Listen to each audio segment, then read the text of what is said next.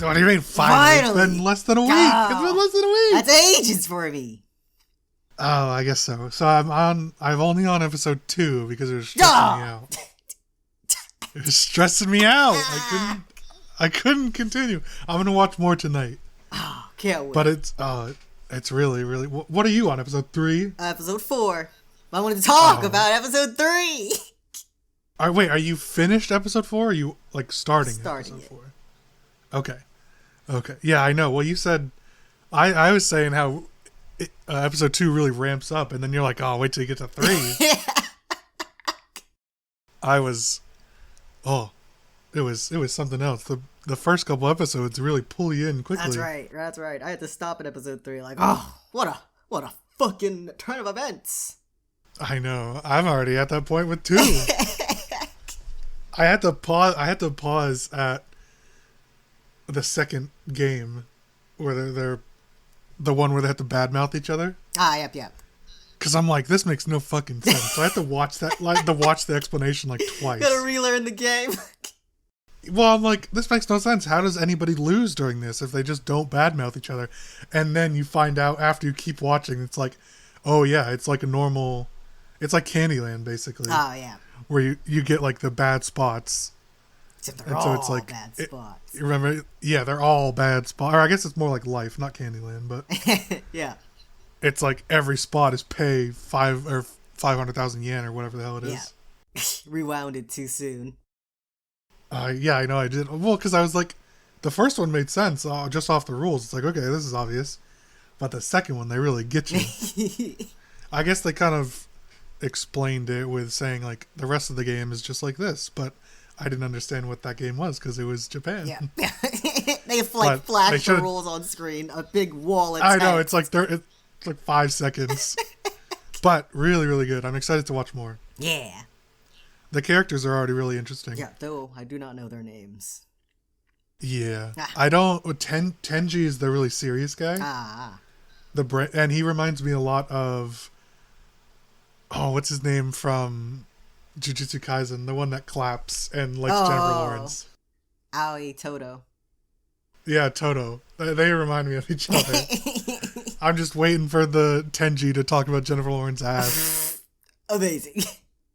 Oh, yeah. Really good so far. Would recommend you watch it, just like we said last week. Yeah.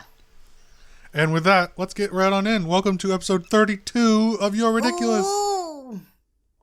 My name is Luke. I'm one of your hosts, as always, and with me, I have Wolf, That's me. the other co-host. Woof, woof, woof. Last week, we talked about the spring anime of 2022 that we're looking forward to, want to watch, all the good stuff, what you should be paying attention to. That's right.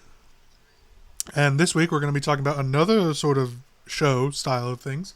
This one will be season 3 of Netflix's Love, Death, and Robots. Yeah!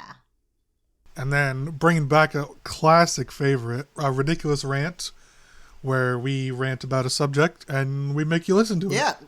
No choice but to hear us. Yeah, simple on that one. I won't spoil what the rant is. You'll have to earn it by getting through the episode. That's right. And then, as always, wrapping it up with a question of the week from Rain, who is unfortunately once again too busy and too popular and too cool to be here with us. Busy kitty. That's right. All right, well, why don't you explain to us what Love, Death, and Robots is? Love, Death, and Robots is an anthology-style animation series where Netflix just gives people the reins to just make their own little short.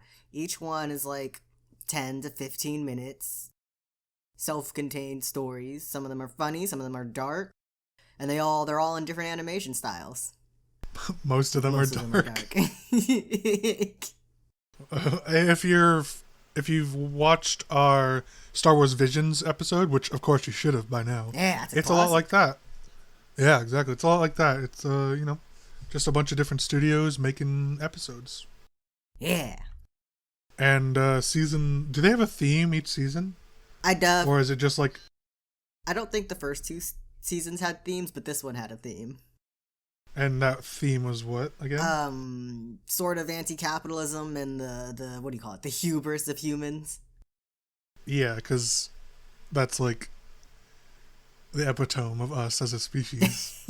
How dumb and destined to fail as a species we are. Yeah. I'm not even being dark. That's just truthful. You know, we set it up ourselves. We did. It's one of the episodes, and we'll get to that. But one of the episodes literally is like they had all the tools necessary to save themselves, and they just didn't. They didn't. Yeah. So we'll get to that one, but yeah. Anyways, Love, Death, Robots, really cool, really interesting. Every single one is excellently animated. That's just sort of a recurring theme. They all look really good. Yeah. They're all super unique. And by my standards, and I'm sure this won't be the last time I say it, but there's so many of them that I'd love to see more of. Like, I want more of this story. Yeah. You know, like they're always they're always too short for me. Like, please make a whole series out of this. I know, I'd love to watch more of them, but I think we'll just talk about, they're so short, we'll just talk about kind of each one and quickly go through each one and share our thoughts. So the first one for season 3 is called 3 Robots, which is sort of like a sequel episode because we've had these guys before. Yeah, I thought it was crazy the first time I was watching it. Like, I feel like I watched this episode. Yeah. This one is just sort of these 3 robots on a landing party on Earth where all the humans have gone extinct from basically what Wolf said before, their own hubris. Yeah. They basically milked the whole planet dry of all the resources and everything good. All the humans have died off, and the robots sort of did a mini uprising and now live on other planets. Yeah, vibing. Yeah, and it was just sort of the history of how the humans had their downfall, and these 3 robots kind of explained it in a pretty comedic style. Yeah, they showed like the 3 extremes, effectively. Like the Which, it was like the ones that prepare for survival, the survivalists, you know, prepare for the apocalypse, the end of the world. Yeah.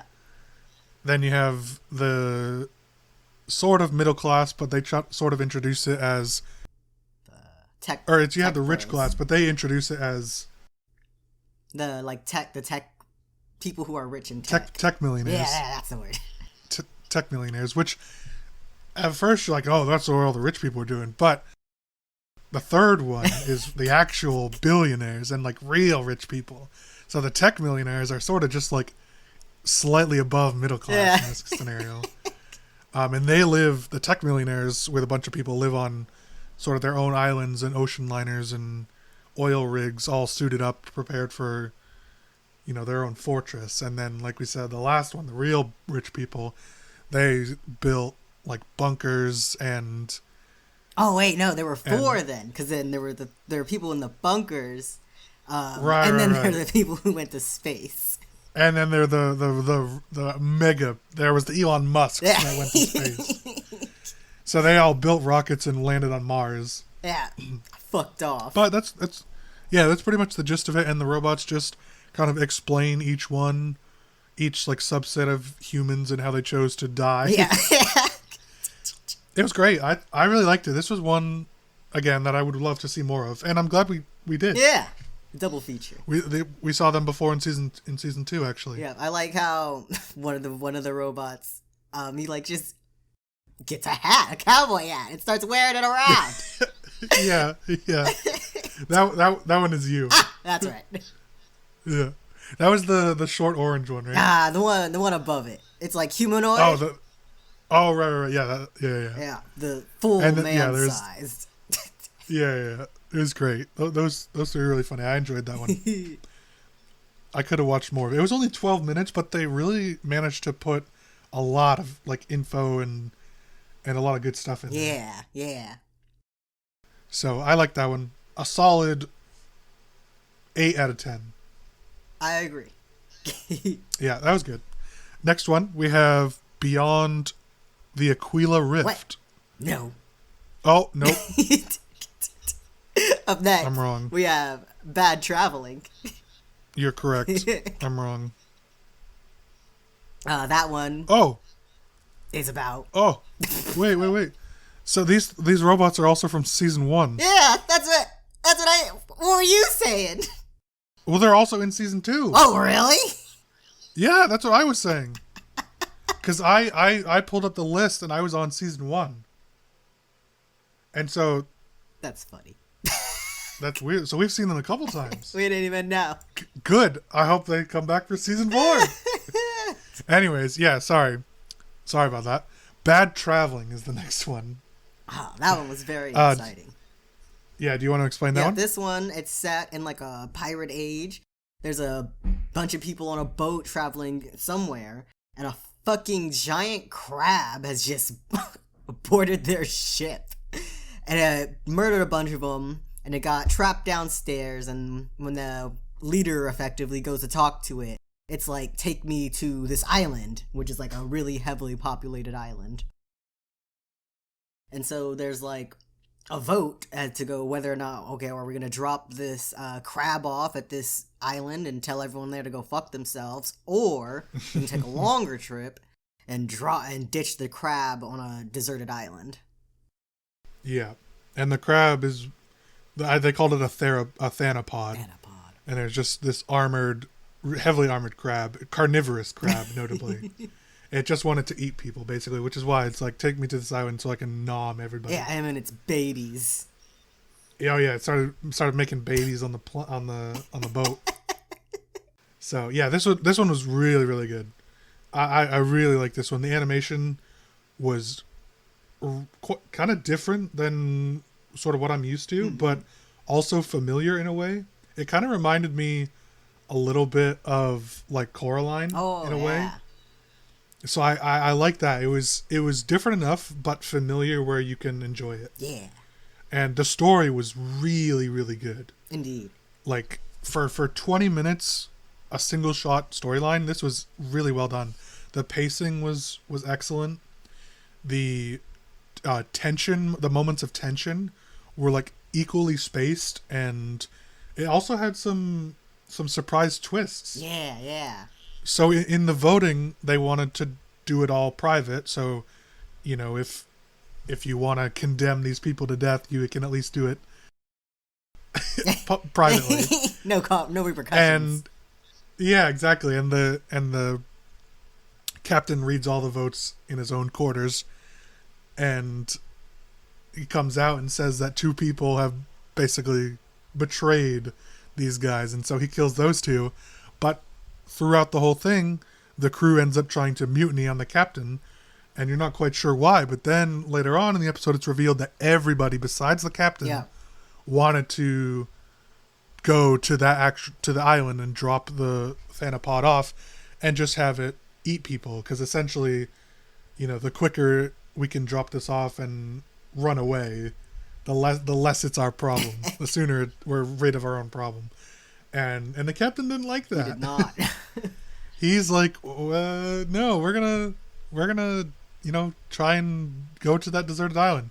And eventually, all the other crewmates die, and the captain devises a plan, which ends up setting his own boat on fire to kill the thanapod and escape to safety. Yeah. Really well done. An interesting one. Honestly, they're all interesting, and they all have that theme of like humans like effectively betraying each other, even when the cause is, they would have worked out better if they just worked together from the first place. Yeah, it's like short-term self-interest. Yeah. Rather than long-term beneficial goals for everybody. Yeah, like they really would not.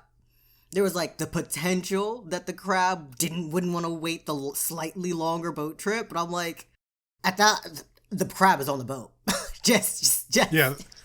The crab's on the boat, and the crab's below deck, so there's no way he knows you're sailing past the island he wants. Yeah, you think the crab knows where the fuck he is? He ended up on our boat. He was going for an island.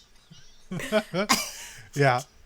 Really, really well. There's also, we kind of mentioned it, but the moments of tension were really good. And the final reveal that everybody kind of voted against the more correct morality choice was really interesting, because he, you know, kills the last guy and reveals it at the last second. Yeah, like, fuck you, I always knew. Yeah. And that guy's even worse. He's like a double betrayer. I was just going to say that guy's like voted X, but then didn't want to betray the captain in the mutiny. And tried to like pretend it's like, I'm a good guy, I'm with you. Yeah. Why? Yeah. Anyways, I really like this one. This is a 9 out of 10 for me. Solid 10 out of 10. Oh, really? I could see going. Actually, I'm gonna give it a 10 out of 10. I think I agree with you. I really like it. I really like the. I think there's 2 action scenes with the crab of the guy like running away. Yeah, really good. The last fight scene was great. Yeah. And I like the ominous. So the way the crab communicates is he has a dismembered body wrapped around one of his like sort of tentacle claw thingies, and he's speaking through the dead body. Yeah. And it's like, wow, that is so creepy, but so cool. And it's like actively rotting still. Oh yeah. It not only that, it progressively rots throughout each scene. It gets worse. Like by the end, it's mostly just like sinew and tendons. Sinew. It's really cool. It's like the detail is really cool there. Yeah. Anyways, enough about that one. Very good. 10 out of 10 for both of us. I agree. I think that one's great. So the third one, it's called The Very Pulse of the Machine. Now this one is basically starts off on a Mars rover type thing where they're on some planet, some red planet, a lot of dust, a lot of nothingness. Big dusty. Yeah, basically devoid of life, and they're kind of just, there's two female astronauts are just scouting. And some earthquake happens and their vehicle gets totaled, one of them dies. The survivor needs to make her way halfway, a third of the way across the planet, or like 50 kilometers or something like that. Is it 50 kilometers? I don't remember. It was a long ass way. Doesn't matter. Yeah, far. A lot of many miles walking distance. And she decides that she also wants to carry the body home, so, a good thing to do. Oh, I think she keeps the body for the oxygen. Either way, probably both. Correct. She has suit troubles, starts to malfunction, she needs the oxygen, so she carries her fallen comrade around with her on a dog sled, essentially, but that she's pulling. And then her suit malfunctions again. She needs to recover from a head injury or something. Yeah. Or during her the crash. arm is broken, and so she takes the right. So she takes some like morphine, effectively. Essentially, yeah. She takes some drug that numbs the pain and causes hallucinations. And so it delays, and she needs to get to this area at a certain point to be recovered by the company she works for, like the whatever it is. Before she's out of oxygen. Yeah. And before they leave. Give up on her. Right, before they leave. So she's got a limited window. She starts hallucinating, but continues on making it, powering through. She has another problem. I think oxygen starts to malfunction again or something like that. I don't fully remember what the second problem is, but she needs to take another dose of something adrenaline. Right. She like gets all tired, wired.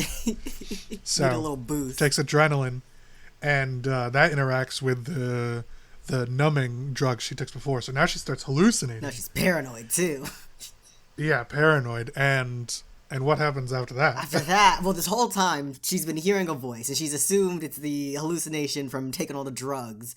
But we find out it's like the planet or something speaking to her and it's been trying to get her attention this whole time. So she thinks it's her fallen comrade at first. Yeah, sounds like her fallen comrade. And it sounds just like her, and so she takes it as this is the consciousness of her fallen comrade. Yeah.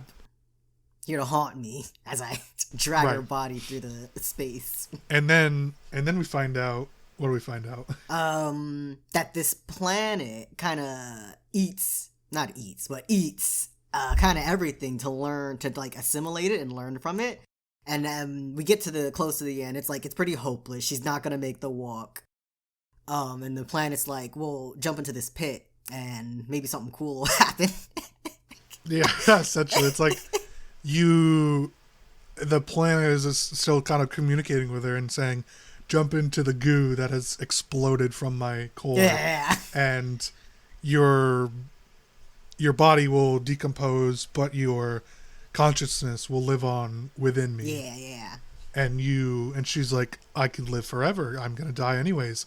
So she yeets herself off a cliff. And then we kind of learn more that this planet is sort of alive, and she calls it a machine. Yeah. Almost. And that it's learning and it's adapting what is traversing on it. Yes. And so with everybody or anything that dies on the planet gets assimilated and absorbed into itself. Yeah. Really cool. Indeed. Really neat idea. It almost feels kind of sinister. Like, if the planet's alive and its goal is to learn from things that have died on its planet, kind of feels like that crash wasn't just some fluke. Yeah, I know, right? You see, it's like kind of like how your body like expels, colds and diseases and stuff like that. It like fights against intruders and invaders. Where this planet's like, oh, this is new. Let's fucking kill them and absorb them. Tear it apart. Yeah, really cool animation. I don't really know how to describe it. Let me check it real quick. It was kind of.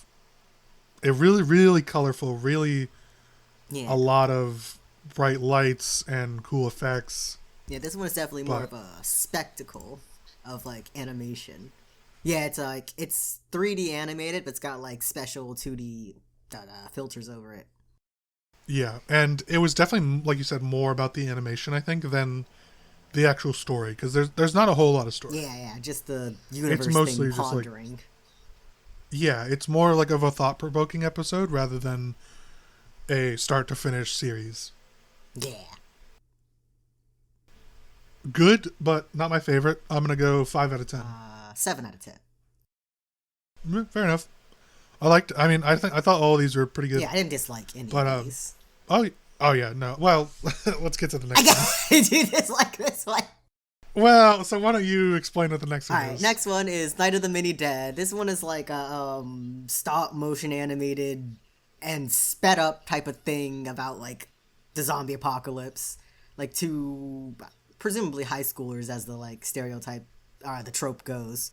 They like fuck in a cemetery and it pisses off God and starts the zombie apocalypse.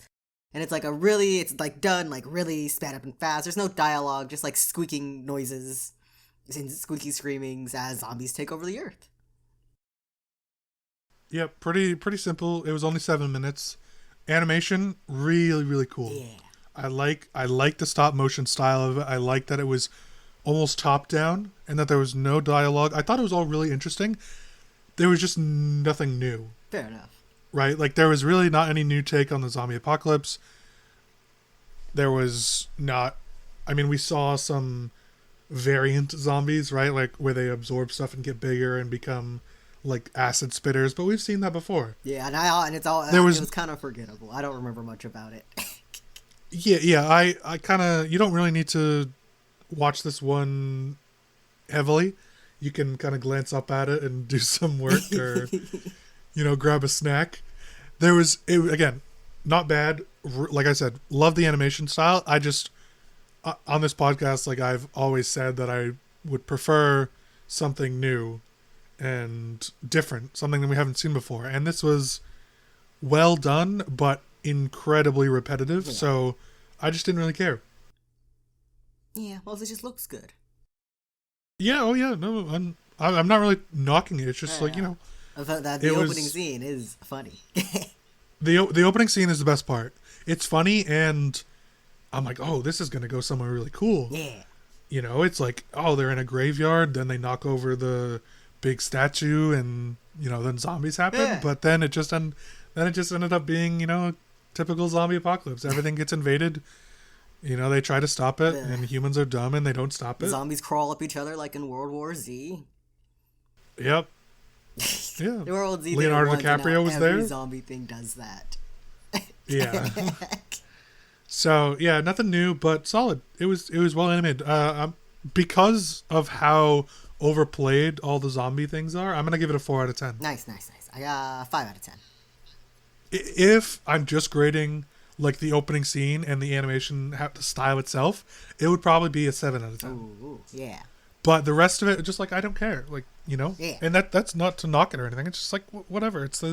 We've seen this before, So, anyways, what's the next one? Up next is Kill Team Kill. This one, I believe it is truly 2D animated, but I'd have to check. I think for the most part. This one's about like some army U.S. Special Forces people. They go to, I guess, investigate what are the enemies doing. If they get there, it turns out the enemy's been slaughtered by what? By some rogue invention of the U.S. Army. A fucking cybernetic bear. Talk about humanity's hubris. They called it a honey badger the first few times. They did. They continued to call it honey badger. Yeah. Honey badger don't care means in this year of 2022. Can you believe it? The audacity.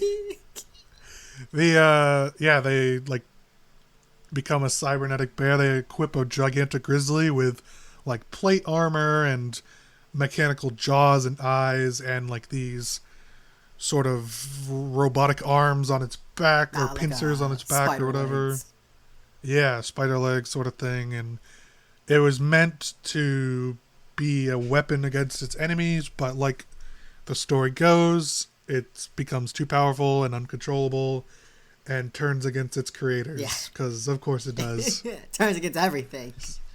Yeah. And so the story is just the Special Forces team tries to stop it, and they slowly die out and eventually kill it, with most of the people dying. Yeah. I think all of them die in the end because they kill it and then a bomb they kill falls it and out then of it.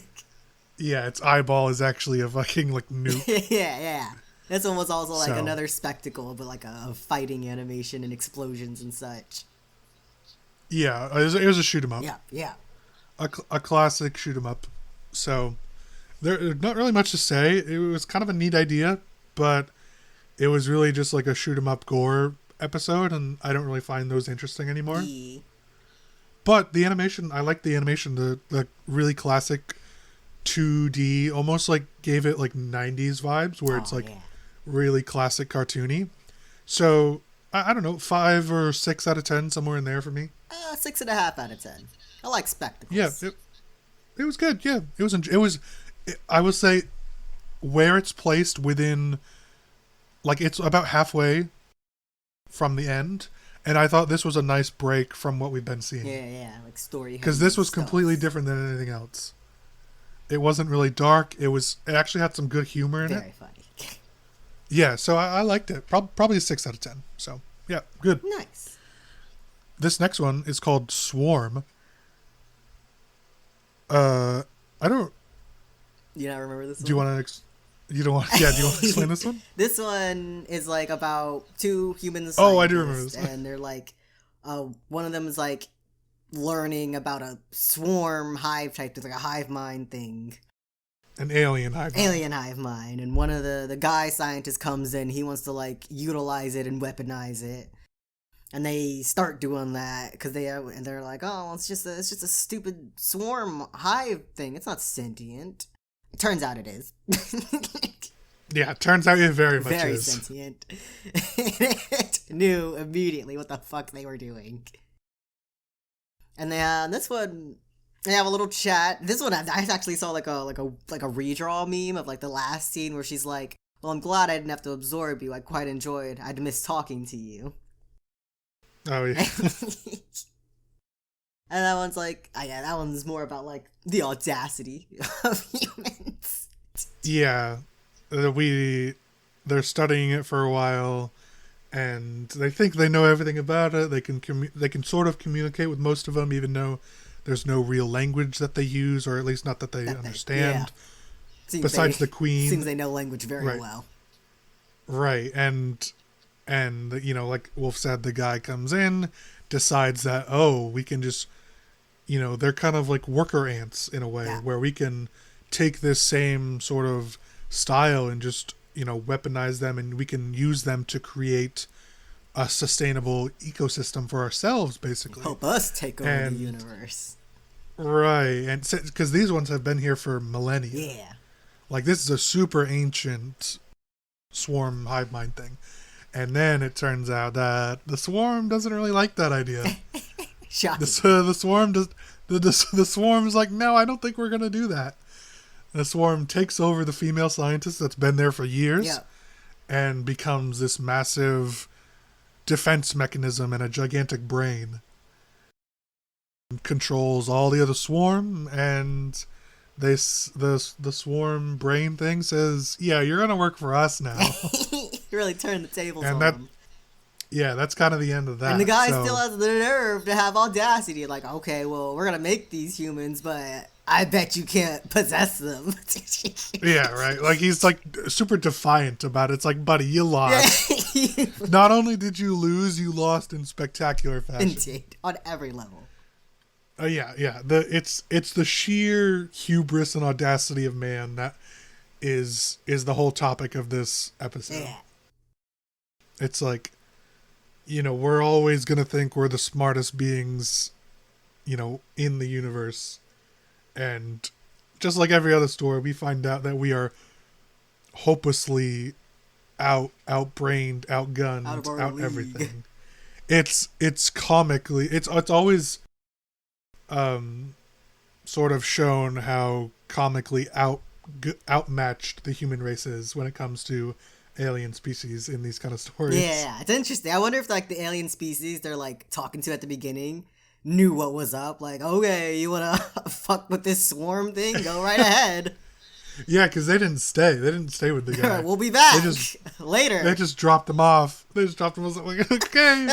You think that you didn't See you later. You think that was a red flag? They didn't want to stick around. Yeah, they're like, we'll be back in like 8 years. Yeah, this one was really cool. The animation really good. Yeah. I there's definitely a lot of moments where you think this is like live action almost. That's me throughout this all 3 seasons. I think I watched the first episode. I was like, am I looking at real people? Or am I nuts? Yeah. Okay, no. The first episode of this season or the first season? Oh, the first season.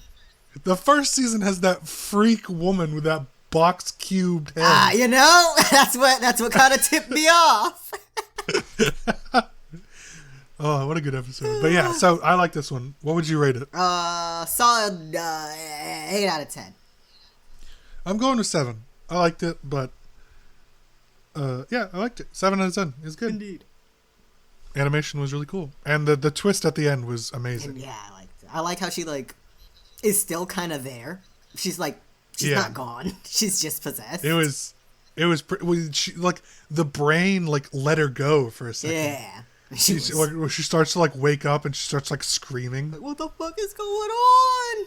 I've got tentacles in my head. Yeah, so that was really cool. Yeah. So I like that one. That was good. Well, we have next Mason's Rats. Oh yeah. This one was really good. So this is basically a Scottish farmer who sees in his barn, he starts to develop a rat infestation, a rat problem, and he goes to start killing them off on himself. But then he finds that these rats aren't really normal rats. They've evolved. They've evolved. They started to become sentient, I guess, right? Or they organized. They enter their Stone Age.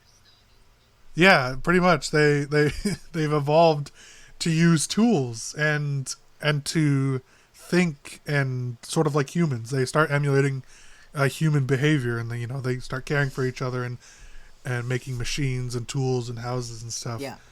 And so the Mason, the farmer owner, calls this pest control company, and he brings in these pest controls, and he's like, "Oh, these aren't normal rats you're fucking with, Mason. we gotta bring in some robotic turrets to kill them." Yeah.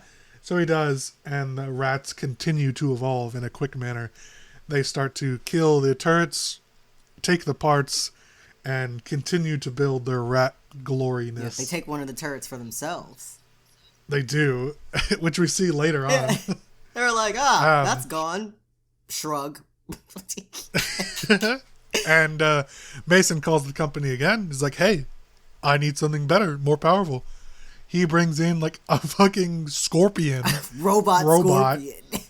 Literally has like guns all over the place, a minigun on it, and it's like becomes like scorpion versus rats in World War One. It's weirdly like a dog. It cuts off the head and keeps bringing in the bodies and the remains. Yeah, and eventually, as it's sort of a, Mason comes to his senses and realizes that this massacre is sort of pointless. Kind of The rats won't stop. Yeah, kind of messed up. Is like he sees that the rats are like tending to the wounded and actually are like sort of becoming like a mini humanity in a way. Yeah. That they've evolved to understand and think for themselves and everything. Like really, really evolved there. And he ends up killing the scorpion, or destroying the scorpion turret and befriends the rats at the end. Yeah. It was so yeah. Thoughts on this one? This one was cool. I'm surprised they didn't turn on him at the end. Cause I mean, yeah, he sicked the robot on him in the first place. He sure did. He killed a lot of them. But I guess they're chill like that. I really enjoyed this one. I thought the take and the surprise about sort of intelligent rats or hyper intelligent rats, humanoid intelligence rats, the style of like warfare that they were doing and how they repurposed the old turret into their own unit. It was just all really cool, really, really well animated. Not much dialogue, which I enjoyed just because it was sort of like you've said before, more of a spectacle. Yeah. And just something good to watch. I liked it. This was a 9 out of 10. Oh yeah, solid 9 out of 10. Yeah, really cool. And, you know, it was new. I liked it. Yeah, unexpected. It was cool. Yeah, very, very unexpected. And well done, too. Sometimes you get those things that are like, oh, if this was, better made, it would have been really good. Because the idea is there, just the execution wasn't. Yeah. Both were there. Yeah, and this is one of the more positive ones, honestly. Like, oh yeah, yeah. This was definitely. It doesn't end once you gloom or tragedy. Right. Once you get past, the rat massacre, all those lies. it all ends in positivity. Mason and the rats, bond. Yeah, they let go all those lost rat lives. The rat gives him some mead that they made. Yeah. Some of their aged whiskey's like, fuck, that's good. Whew. I thought it was poison. Like I was like, there it goes. In a little thimble cup. He takes like a little tiny so good. sip. Yeah. Yeah, it was really funny. I like that. That was a great one. Yeah. So, why don't you explain this next one called In Vaulted Halls and Tombs? This one, we've got another army crew. They're like following the enemy into like a cave. But when they enter the cave, enemy's taken care of. Whatever's living in there, some like weird, they described it as roaches with human faces. Yeah. that devour living beings like piranhas. I think like 2 of them get like brutally murdered by the little spider cockroach things. Instantly. Yeah, they're like crawling in and out of them like rats. But they escape deeper into the cave into like, I guess, a more sacred section. Which that's more like built out like your stereotypical alien prism cavern place thing. More larger roach spiders come out, but they're more like weirdly robotic. Yeah. Way more tech based. Yeah, they take out 2 more main characters. And the final 2, they get to like the end, but instead of going for the exit, the lead guy, he gets the call of an angel to start going deeper inside, where this like Cthulhu-esque monster is just vibing, demanding to be released. It was pretty much Cthulhu. Yeah. It was like a new take on Cthulhu. Yeah. It's he's this sort of, I mean, even in the description they call it an elder god. Oh, so yeah. and he's sort of chained up in this big ass alien cavern with runes and big ass chains everywhere, and the last 2 sort of get, Hypnotized. visions in their head, and they get spoken to telepathically saying release me, and everything. And the sergeant, the lead guy, kind of goes crazy for a second, almost goes to release him, but the last soldier there ends up killing him. Yep. And tries to defy Cthulhu, and Cthulhu does not like that. She like empties her pistol at him. I'm like, girl, you should have just shot yourself. She even said she was going to save the last one for herself. And what was the last scene where she exits the area? What was that? She exits out.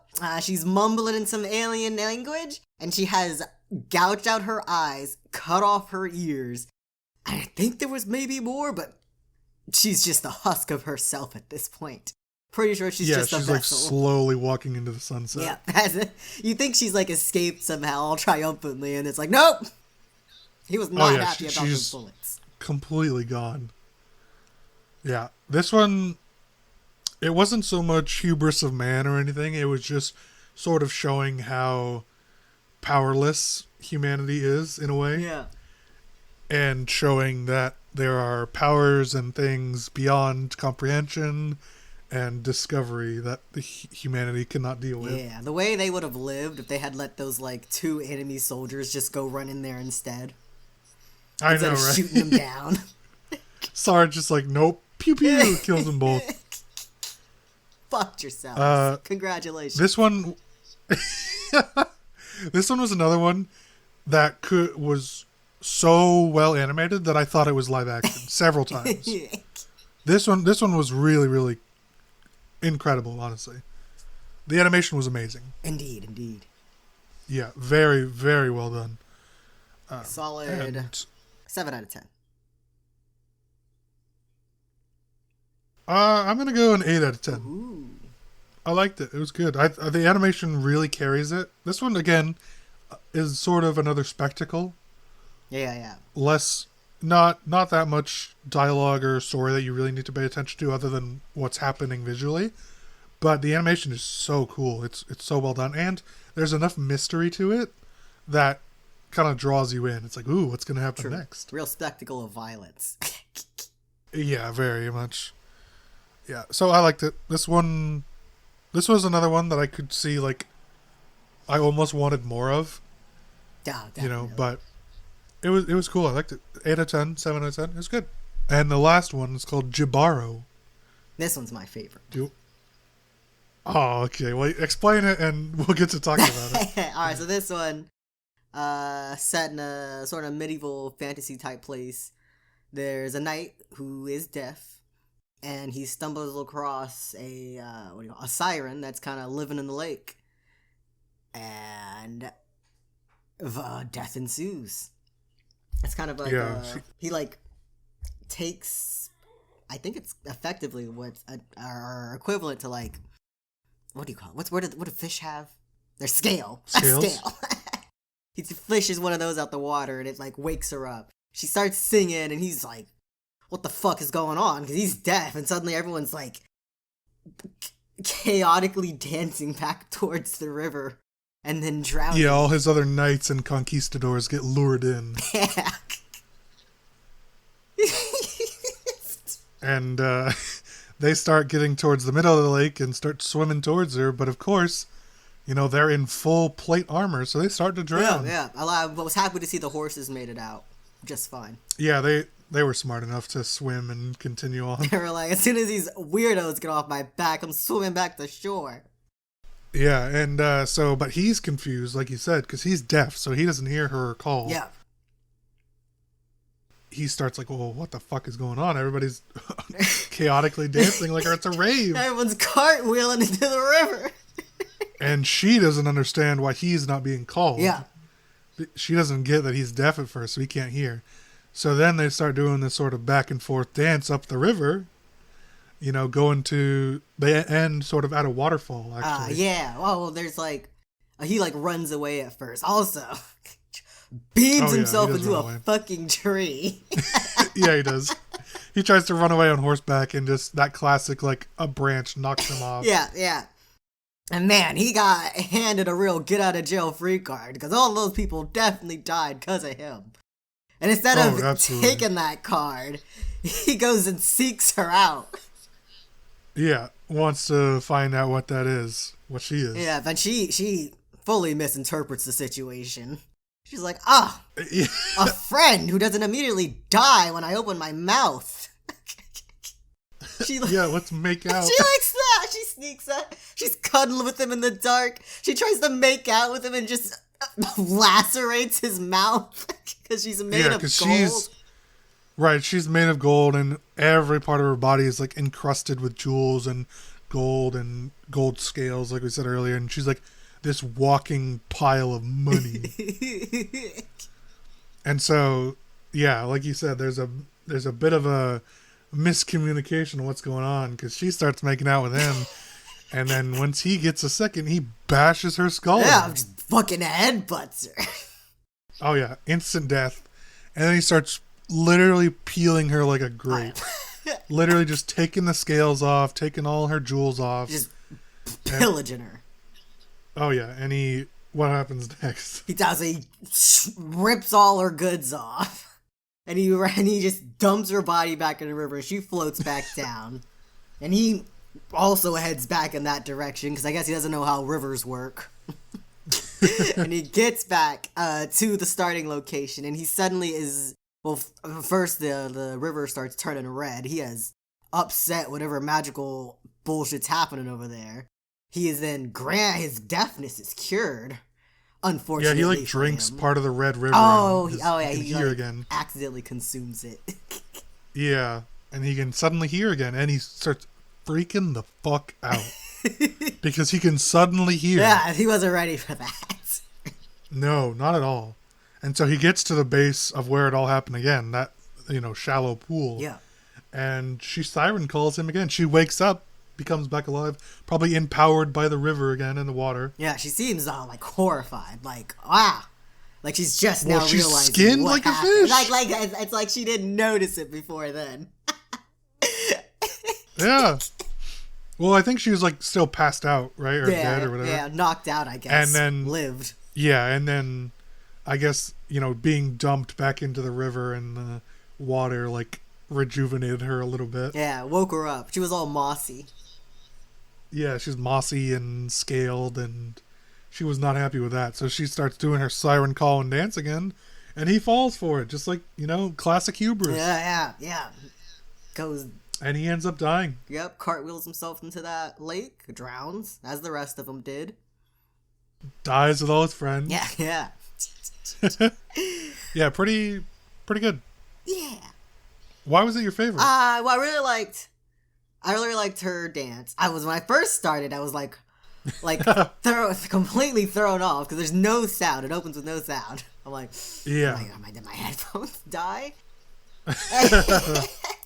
The vocal effects, because you're sort of hearing it from the dude's point of view, but you do get to hear certain things.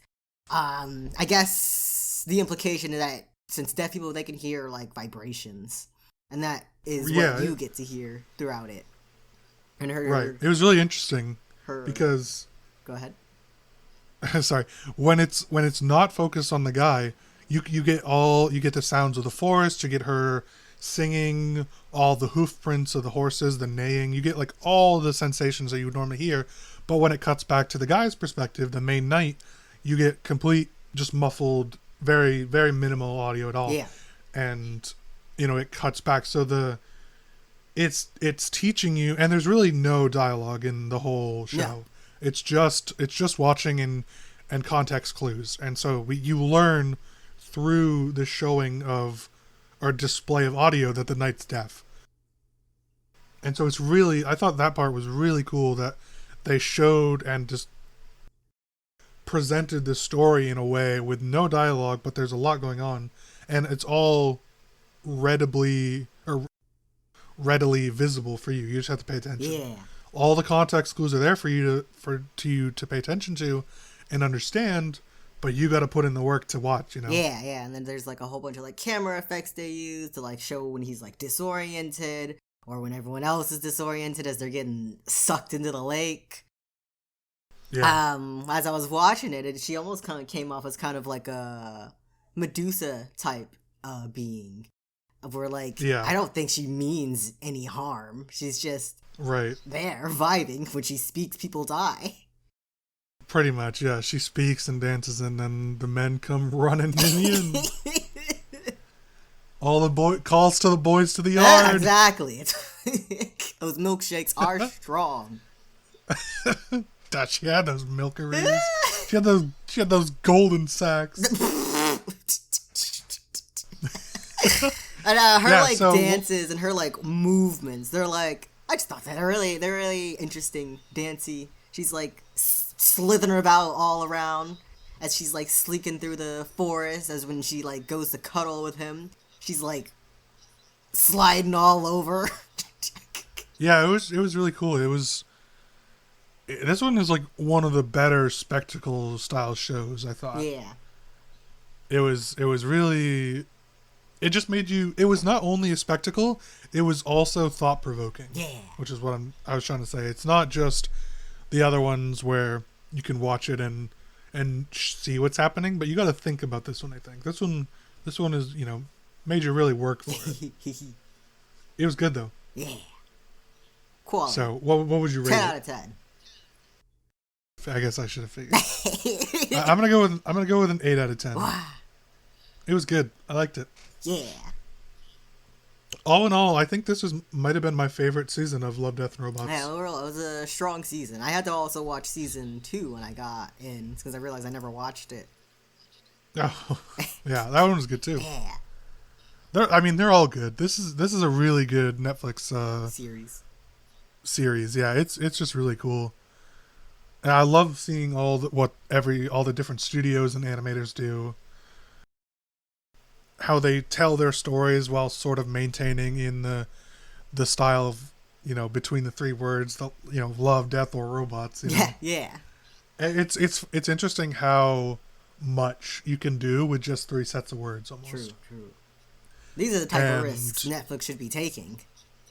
Exactly, yeah. Do more of this. Like, expand these things into shows. Like, maybe not like full 12-episode series, but shit. A 3-part series of just... Yeah, you could do tons of mini episodes or mini series. Like, I would love to see more of the 3 robots. I would see more of the bad traveling with the captain one with the Thanapod. Yeah. I would see more of Swarm and the Cthulhu one. I would see more of this one. I don't know how you would expand Jabaro, the one with the Deaf Knight, but it would be cool. I enjoyed it enough to want to know. Probably like a just a series of interaction with mythical creatures, but in like a new way. Yeah. Like, you know, sort of how you talked about, like, it's sort of Medusa. If you have different mythological creatures but in humanoid form, that's pretty cool. Yeah. I would watch that. If you do like the Nemean lion, but it's a gigantic muscular guy and who doesn't understand and stuff, I would watch What's that. The you know, Nemean lion. It's a Greek thing with Hercules. It's one of his, like, you know, trials of Hercules or whatever. I see. One of the many, like, legendary beasts he had to kill. That's one of the irrelevant ones. Everyone knows the Hydra. Who knows the Nemean lion? Fine. If the Hydra was some bloke. Fine. Fuck you. I would watch that. Anyways, yeah, very good. Overall, I think, like I said, this is my favorite season of Love, Death, and Robots. I'm excited for season 4. Same! Make it happen, Netflix. Do something, right? Yeah, for real. Like you said, I definitely agree. This is the stuff I want them to, like, put money into. So, yeah. Well, we had a different... Oh, I forgot another to mention. segment.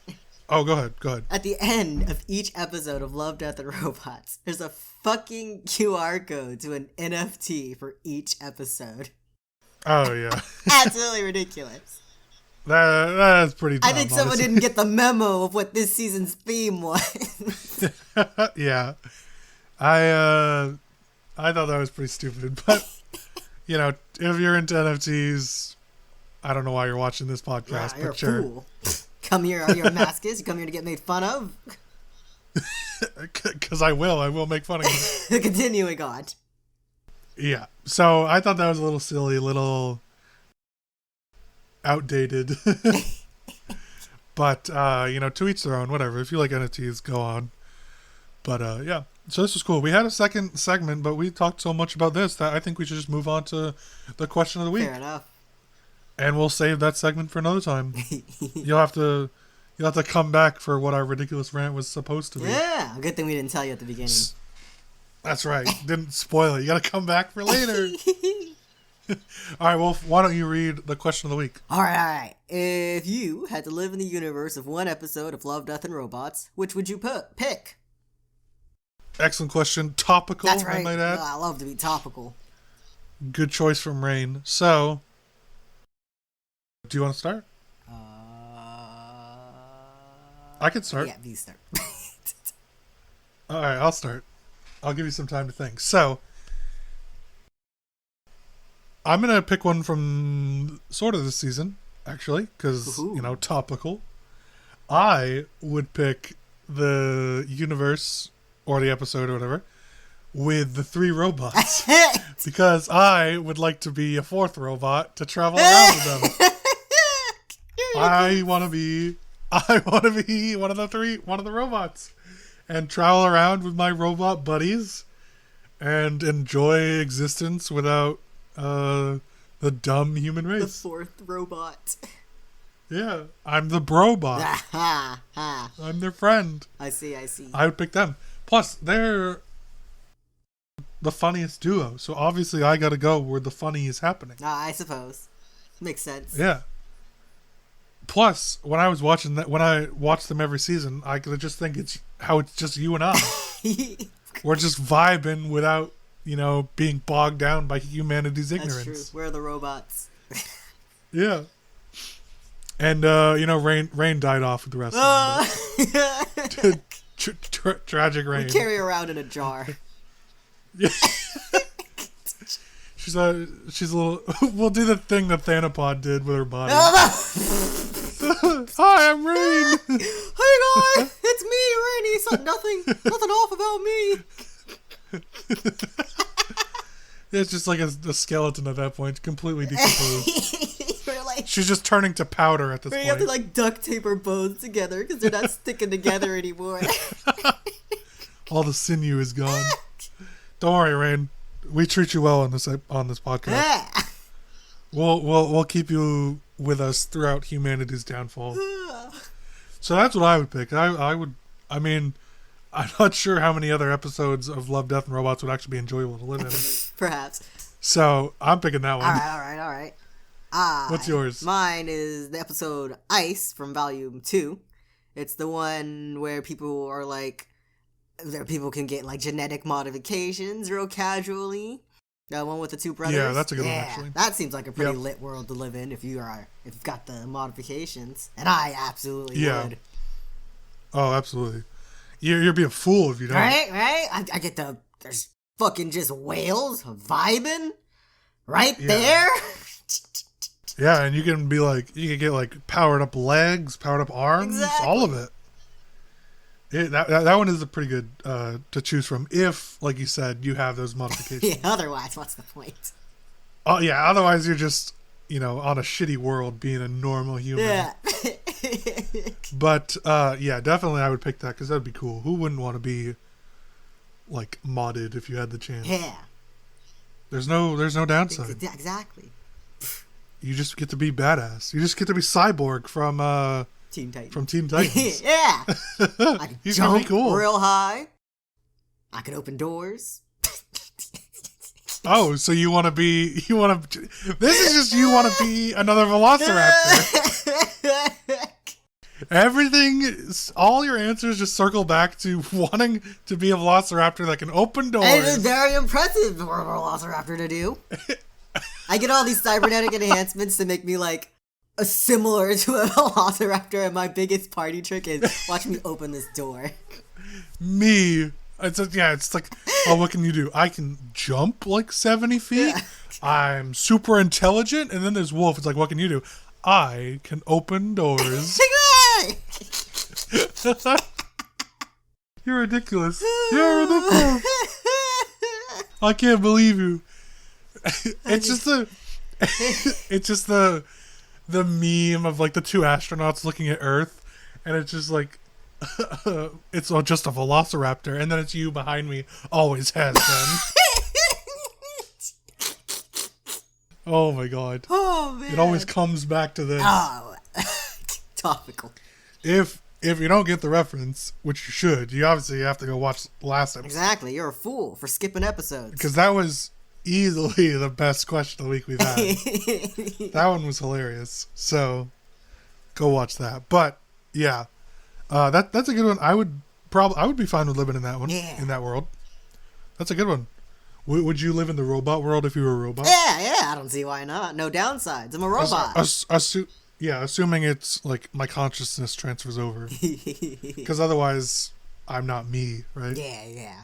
Like if I were in that robot world without my my current consciousness, then it's not me. So. Yeah, I think I'd be down with the rat world too. Oh, as a rat or as Mason? Either way. I would be down with it. I mean, yeah, I guess. It's interesting. As long as the rats don't betray me. Indeed. I feel like a lot of this could have been avoided if they just talked first. And I'd be willing to talk to the rats, so we'd never have a problem. Oh, yeah. Absolutely. I think I would prefer to be one of the rats. Mood. Like, you're evolving at a rapid pace and are becoming, probably at that point the second smartest species on the planet. True.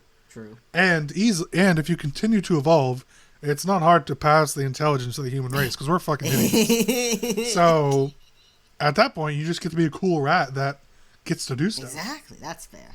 You get all the things that a human can do, plus all the things a rat can do. That's true. Like climb. You're just twice as good. And now you're capable of building and now things. I've got a tail. That's another reason you want to be a velociraptor. Is they have a big ass tail. Oh yeah, look at it. Yeah, but you have a rat tail. Those things are kind of weird. I'd make it look nice. Put a bow on it. Exactly.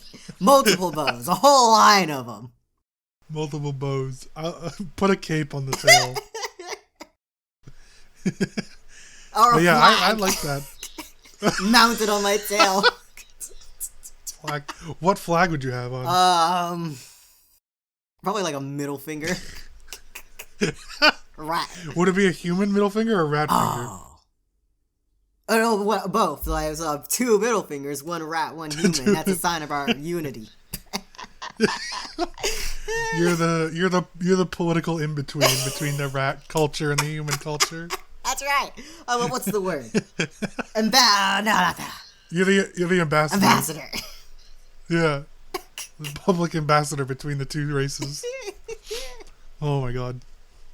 I would live in that world. Yeah, that'd be good. Oh man. That'd be lit.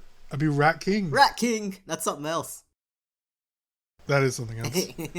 But you could be, leader of the rats. Perhaps. I was speaking of Rat Kings, I texted this to Wolf and Rainie the other day, that being a king or queen of a culture, I guess, is so much cooler than being a president of anything. Like, not even just the implications of what that means, but the word, all of it as a thing sounds way cooler. Yeah, I'm the king of the world. You're never president of the world. King of the rat. Yeah, like, exactly. Like, if you're just, president of the world, that sounds way less cool than king of the world or queen of the world.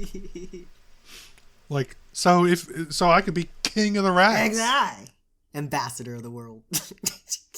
Yeah. You're ambassador of the rat people. Oh, wow, this was a good episode. Yeah. Another long one. Yeah, so it was. Why don't you wrap things up for us? Alright, I'm Wolfie, wrapping things up. Thank you for watching Your Ridiculous episode 32. If you like that, be sure to hit that like button and the subscribe and the plus buttons on all your podcast websites. It really helps us. Tell your friends, etc., etc. You can follow us on all our social medias, the main cast at ridiculous_cast on Instagram and Twitter. You can follow Lucas on his personal at 7angrywasps with a E. And you can follow me at Rainbow Does without the W. Say goodbye! Bye-bye! Goodbye.